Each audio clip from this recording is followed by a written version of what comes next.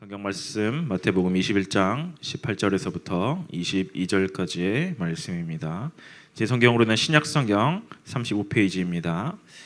제가 봉독해 드립니다. 이른 아침에 성으로 들어오실 때에 시장하신지라 길가에서 한 나무 무화과 나무를 보시고 그리로 가사 잎사귀 밖에 아무것도 찾지 못하시고 나무에게 이르시되 이제부터 영원토록 내가 열매를 맺지 못하리라 하시니 무화과 나무가 곧 마른지라. 제자들이 보고 이상히 여겨 이르되 무화과 나무가 어찌하여 곧 말랐나이까. 예수께서 대답하여 이르시되 내가 진실로 너희에게 이르노니 만일 너희가 믿음이 있고 의심하지 아니하면 이 무화과 나무에게 된 이런 일만 할 뿐 아니라 이 산더러 들려 바다에 던져지라 하여도 될 것이요 너희가 기도할 때 무엇이든지 믿고 구하는 것은 다 받으리라 하시니라. 아멘. 오늘 본문의 내용을 보면 조금 예수님이 예루살렘 사역에 들어오시면서 좀 많이 좀 무서운 사역들을 많이 하십니다. 성전 정화 사건을 하심으로써 이제 예수님의 우리가 보지 못했던 예수님의 약간 뭔가 폭력성이라고 해야 될까요? 되게 무서운 부분들을 또 보게 되어지고요. 또 반대로 무화과 나무의 사건을 보여주시면서 예수님이 무화과 나무 하나를 저주하는, 예수님의 입에서 도저히 나오지 못하는 그런 사건들이 나타나게 되어지는 것 같아요. 오늘 본문에 보면 예수님께서 저주받은 무화과 나무 이제 한 그루가 등장을 합니다. 성경에서 무화과 나무는 보통 이스라엘 민족 혹은 하나님을 믿는 사람들의 모습을 상징합니다. 본문의 내용들을 좀 보게 되어지면 예수님이 길가를 가는데 이 나무를 보셨을 때 이 나무는 잎사귀가 아주 무성했던 나무였어요. 멀리서 보면 와, 저 나무는 정말 건강하구나, 열매가 가득하겠구나 라는 기대가 가득할 만큼 잎사귀가 풍성했을 거예요. 그런데 막상 다가가서 그 잎사귀와 나무를 뒤져보니까 열매가 단 하나도 없었습니다. 앞에서 이야기했던 것처럼 무화과 나무는 누구를 상징하고 있다고요? 바로 이스라엘 백성들, 하나님을 믿는 사람들의 모습을 나타내고 있었던 거예요. 지금 이스라엘 백성들의 신앙의 겉모습만 번지르르 하면서 정작 삶에 신앙의 열매가 전혀 없는 모습, 이것을 비판하고 저주하고 계시는 내용입니다. 그렇기 때문에 오늘 본문의 내용은 사실상 앞에 성전 정결 사건과 동일하게 이어져 가고 있는 거예요. 성전에 있어서 가장 중요한 게 무엇이었습니까? 성전 사건에서 가장 중요했던 거, 겉모습은 화려해요. 46년 동안 엄청나게 성전을 지어 나아갔어요. 이 세상에 보기에도 정말 위대한 성전이었지만 그 안에는 수많은 잡상인들과 장사꾼들이 가득해서 내 이득만을 채우고자 했던 그러한 모습들이 가득 차 있었던 그런 모습을 무화과 나무와 대조해서 지금 이야기하고 있는 거예요. 비유해서 이야기하고 있는 거예요. 이때 예수님이 무화과 나무를 저주하시니 그 나무가 완전히 말라버렸습니다. 그래서 이 모습을 보고 제자들이 놀라서 예수님께 질문해요. 그게 바로 오늘 본문의 내용입니다. 여러분들은 오늘 이 본문 내용을 보면서 어떤 생각이 드십니까?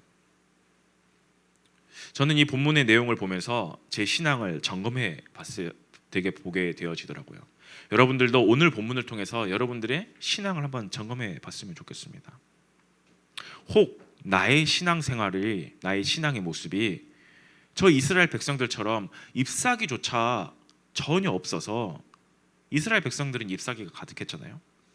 근데 잎사귀는커녕 그냥 앙상한 가지의 모습으로 혹시라도 내가 앉아 있는지, 아니면 이스라엘 백성들처럼 겉모습만 화려한 신앙생활을 하고 있는 게 지금 나의 모습인지, 아니면 진짜 간절한 마음으로 하나님을 신뢰하며 하나님을 믿으며 내 삶 가운데 하나님의 열매가 맺혀지는 삶을 살아가고 있는지 여러분들이 반드시 점검해야 돼요. 내 상태가 정확히 어떠해야 하는지 점검이 되어져야 뭐가 되어지나요? 올바른 처방이 가능하게 되어집니다. 오늘 말씀을 통해 나의 신앙을 점검하고 정말 하나님이 원하시는 중심 있는 그런 신앙생활을 하길 바라겠습니다. 우리가 신앙생활이 어려운 이유가 무엇일까요? 신앙생활이 어려운 이유, 어떻게 보면 신앙의 잎사귀라도 뭔가 만들어야 한다는 부담감 때문일 겁니다. 혹시 여러분들 앞에서 이야기했던 것처럼 잎사귀만 가득한 자의 예배와 기도, 신앙의 모습은 어떠한지 아십니까? 이들은 하나님의 관계보다는 남들의 시선을 중시했던 신앙의 모습이었어요. 예배를 잘 드리는 척, 기도를 열심히 하는 척, 뭔가 해보려고 하는 척 앉아 있지만 정작 내 마음속에는 이게 나랑 뭔 상관이 있지? 의심이 가득하면서 겉으로는 거룩한 척하는, 이것이 바로 예수님이 가장 싫어하셨던 외식하는 자들의 모습이었던 거예요. 지금 이 이야기를 가지고 예배생활, 기도생활 열심히 하는 게 잘못됐어, 지금 그것을 이야기하는 게 아닙니다. 그것을 비판하는 게 아니에요. 그들의 마음의 상태를 어떠냐는 것을 이야기하고 있는 거예요. 하나님을 향한 시선보다 주변의 시선, 여기에 내 모든 시선을 두면서 신앙생활을 하고 있는 것, 이렇게 하면 남들이 날 좀 인정해 주겠지, 이렇게 하면 내가 교회생활 잘 하는 것처럼 보이겠지,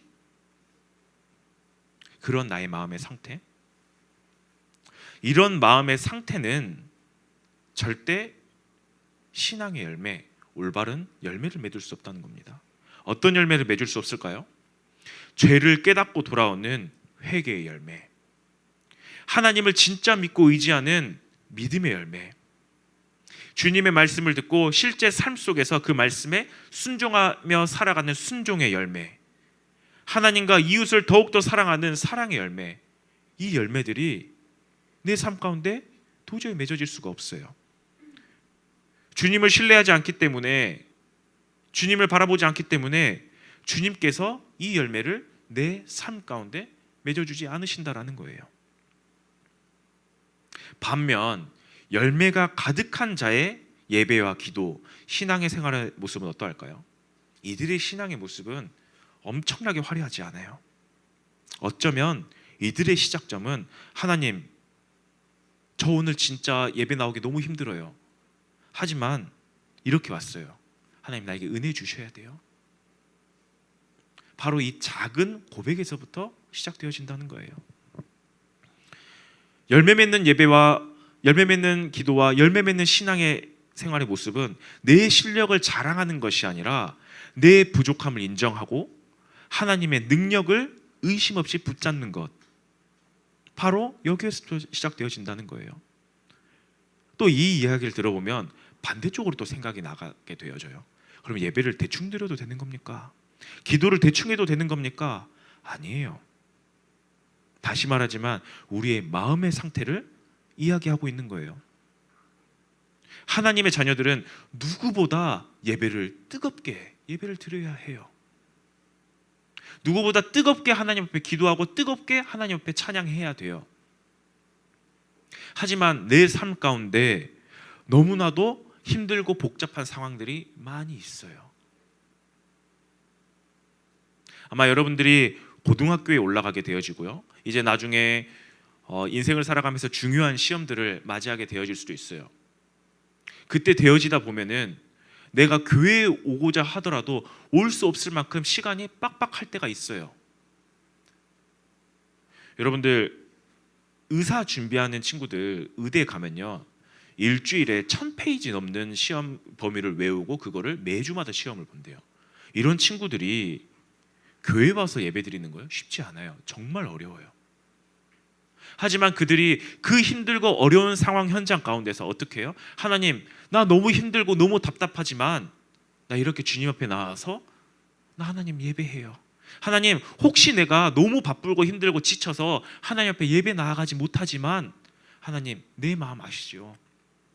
나 진짜 하나님 사랑한 거 아시죠? 하나님, 나에게 은혜 베풀어 주세요. 바로 이 마음의 상태, 이 마음이 바로 신앙의 올바른 열매 맺는 모습이라는 거예요. 이때 내 삶 속에서 무엇이 나타나게 되어집니까? 회개의 열매, 믿음, 순종, 사랑의 열매가 맺어지게 되어지는 거예요. 내가 맺고 싶어서 맺는 게 아니라 하나님이 내 삶 속에 그러한 열매들이 맺어지게끔 하신다라는 겁니다. 그러면서 오늘 본문에 다시 보면 예수님이 무화과 나무를 저주한 이후에 제자들이 무화과 나무가 순식간에 마르는 것을 보고 깜짝 놀랐어요. 지금 제자들은 어떠한 모습을 보고 놀랐나요? 그냥 결과만 보고 와, 어떻게 저렇게 말라? 와, 대박인데? 지금 거기에만 놀란 거예요. 그때 예수님께서 너무 뜬금없는 이야기를 하십니다. 21절에 너희가 믿음이 있고 의심하지 않으면 이 산더러 바다에 던져지라 해도 그대로 될 것이다. 지금 제자들은 무화과 나무가 말라버린 그 결과만 보고 놀라고 있는 이때 예수님은 뜬금없이 믿음 이야기를 끄집어내고 있으세요. 왜 그런가요? 지금 예수님은 나무를 마르게 하는 이 힘이 내 개인적인 능력이 아니라 하나님이 주신 능력이라고 이야기하고 있는 거예요. 예수님께서는 지금 제자들에게 쉽게 설명해서 이렇게 이야기하고 있습니다. 내가 이 나무를 마르게 한 건 단순히 내가 기술이 좋아서 하는 것이 아니라 하나님을 향한 절대적인 믿음이 있기 때문에 가능한 거야.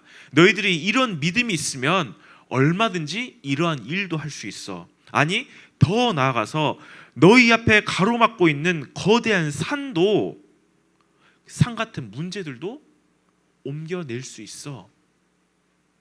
그러니 잎사귀만 가득한 하나님을 믿지 않고 하나님을 신뢰하지 않는 가짜 믿음 내려놓고 하나님을 향한 진짜 믿음, 하나님을 향한 진짜 시선, 하나님을 향한 온전한 마음을 회복하라고 말씀하고 계시는 거예요.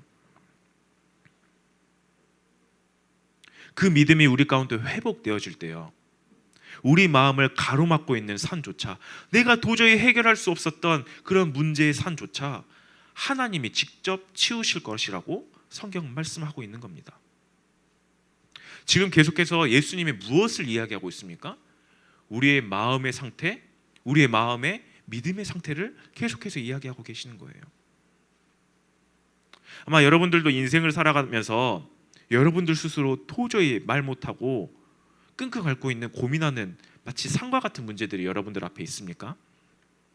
답답함 속에 가로막혀서 어찌할 바를 몰라 그냥 아등바등 거리면서 살아가고 있는 그런 문제들이 여러분들 앞에 있습니까? 내 힘으로는 도저히 이 산을 치울 수 없지만 누구는 가능하시다고요? 하나님은 가능하시대요. 그런데 이 산이 언제 치워지게 됩니까? 내 마음의 상태를 온전히 하나님께 돌려드릴 때요. 그렇기 때문에 여러분들은 정말 작은 기도를 먼저 회복했으면 좋겠어요. 주님, 나는 이 산을 도저히 치울 수도 없습니다. 그러니 하나님 나에게 힘과 은혜를 더하여 주시옵소서. 이 고백이 터져 나온 순간 주님은 터져 나오면 주님을 우리가 전적으로 믿게 되어지고요. 그리고 주님께서 이 산에 치우시는 그 역사를 여러분들이 체험하게 되어질 거예요. 그러면서 22절에 결론적으로 말씀하십니다. 예수님이 너희가 기도할 때 무엇이든지 믿고 구하는 것을 다 받으리라. 이 이야기를 들으면 너희가 기도할 때 무엇이든지 구하는 것을 다 받으리라, 이 이야기만 들으면 마치 내가 기도하는 거 모든 것들을 하나님이 다 이루어주시네? 그런 의미가 아니에요. 어떤 의미입니까? 하나님은 모든 것을 하실 수 있는 분입니다. 지금 내 상황이 어떠하든지 나는 온전히 주님만을 믿고 의지하며 나아갑니다. 내 뜻이 이루어지는 게 아니라 내 삶 가운데 하나님의 뜻과 계획이 이루어지게 하여 주시옵소서. 바로 이 고백을 하고 있는 겁니다. 이 믿음의 고백 속에서 하나님의 계획이, 하나님의 정말 원하는 게 무엇인지 발견되어지는 삶을 살아간다라는 것이에요. 하나님을 향한 온전한 믿음이 회복되어지고 열매 맺는 자의 삶의 모습으로 나아가면 우리의 기도가 완전히 바뀌게 되어집니다. 어떻게 바뀌어집니까?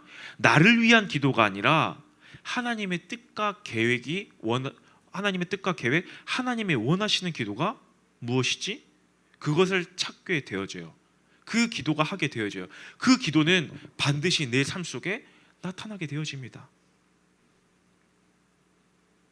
여러분들, 진짜 예배와 기도, 진짜 열매 맺는 신앙생활의 모습은 잎사귀를 예쁘게 잘 닦아서 하나님 앞에 보여드리는 숙제가 아니에요. 진짜 예배와 기도는 하나님, 저는 아무것도 없습니다. 오직 주님의 은혜로만 나를 채워주셔야 합니다. 이 하나님의 능력을 믿는 그 믿음에서부터 시작되어지는 거예요. 혹시 내 삶 가운데 하나님이 도저히 생각나지 않을 정도로 정말 앙상한 가지인 그런 나의 신앙의 모습, 그런 모습인 것처럼 보여집니까? 괜찮습니다. 그냥 그 모습 그대로요, 주님께 나아가시면 돼요. 주님께 나아가시면 돼요. 오히려 화려함 속에 갇혀있는, 그래서 내 스스로가 나는 신앙생활을 되게 잘하고 있는 이 사람보다 오히려 하나님 앞에 나아가기가 훨씬 더 쉬워요. 왜요? 난 아무것도 안 하고 있잖아요. 그렇기 때문에 하나님 앞에 잠시 돌려서, 하나님, 나 이렇게 앙상한 거 아시죠? 안 되는 거 아시죠? 하나님, 그러니까 나에게 하나님의 은혜가 필요합니다. 혹시 나는 내 삶 가운데 잎사귀만 무성한 신앙생활을 하고 있는 친구들이 있습니까? 자꾸 주변의 시선을 의식하면서 잘해야 된다라는 그런 압박감 가운데 살아가고 있는 친구들이 있습니까? 그래도 괜찮아요. 뭐만 하면 돼요? 나를 향한 신앙생활의 시선에서 하나님을 향한 시선으로 돌리시면 돼요. 하나님, 이 예배의 주인 하나님이시잖아요. 하나님, 나 이렇게 하나님 앞에 기도합니다. 나를 위한 기도 말고요, 하나님이 주인 되어지는 그 기도하고 싶어요. 기도의 고백을 돌리기만 하면 돼요. 이런 친구들은 훨씬 또 쉽습니다. 뭐가 쉽습니까? 이미 기도의 시스템, 말씀의 시스템들이 내 삶 가운데 있어요. 이런 시스템들을 활용해서 얼마든지 시선만 돌려서 하나님 앞으로 나아가기만 하면 되는 거예요. 혹시 내가 진짜 주님 앞에서 올바른 믿음과 마음을 다해서 정말 열매 맺는 신앙생활을 하고 있는 그런 친구들이 덜어 있을 수도 있어요. 근데 이 열매는 누가 맺게 하십니까? 내가 맺는 거 아니에요. 하나님이 맺게 하시는 거예요. 그러면 그 친구들은 어떻게 하면 되겠습니까? 하나님이 이 열매를 맺게 하셨구나. 하나님 감사합니다. 내가 하나님 앞에 기도할 수 있는 거, 이것조차 하나님의 은혜입니다. 모든 것이 내 삶이 전부 다 하나님의 은혜입니다. 하나님, 내 삶을 들여서 하나님께 영광 돌리며 감사 고백하겠습니다. 정말 감사 고백하며 나아가면 되는 거예요. 이러한 친구들의 삶의 모습에는 하나님은 우리가 생각하지도 못한 더 큰 열매를 우리 삶 가운데 보여주신다라는 겁니다. 말씀을 정리합니다. 예수님이 무화과나무를 마르게 하신 이유는 우리의 겉만 꾸미는 가짜가 되지 말고 솔직하게 하나님을 신뢰하라고 말씀하시기 위해서입니다. 여러분들이 어떠한 모습으로 서 있든 상관없어요. 반드시 여러분들의 마음의 상태를 반드시 확인하세요. 그리고 그 마음, 그 상태 그대로 하나님께 나아가세요. 열매는 내가 뭔가를 열심히 해야, 잘해야 맺는 게 아니라 열매는 하나님께서 맺어주십니다. 이 열매 맺는 시작점이 어디에서 시작되어집니까? 하나님을 전적으로 신뢰하는 그 마음의 상태, 그 믿음이 회복되어질 때, 하나님께서 우리의 가로막힌 산을 치우시는 그 하나님이심을 내가 믿고 의지하며 나아갈 때 하나님이 내 삶 가운데 열매 맺는 삶으로 하나님이 바꾸신다라는 겁니다. 그렇기 때문에 여러분들, 이번 한 주 나를 진짜 점검하면서요, 앞에서 이야기했던 것처럼 가지의 모습입니까? 네, 가지이기 때문에 하나님 앞에 나아가기가 훨씬 더 쉬워요. 혹시 나는 풀만 무성한, 잎사귀만 무성한 그런 신앙의 모습입니까? 네, 이미 시스템에 깔려있기 때문에 시선만 살짝 틀어서 하나님 앞에 나아가면 되기 때문에 훨씬 더 쉬워요. 혹시 내 삶 가운데 나는 정말 하나님의 많은 열매들을 맺고 살아갑니까? 겸손하게 이 열매 맺게 하시는 분은 하나님이시구나 감사 고백하며 정말 믿음에 도전해 나가는 우리 예일의 청소년들이 됐으면 좋겠어요. 이번 한 주 진짜 나를 점검하고 내가 어떠한 모습으로 있든 내가 어떤 마음으로 가지고 있든 상관없이 그냥 그 모습 그대로 주님 앞에 나아가 주님의 위로와 평안 그 열매를 맺는 우리 모든 중등부 청소년들 되길 바라겠습니다. 다 함께 합심으로 기도하겠습니다.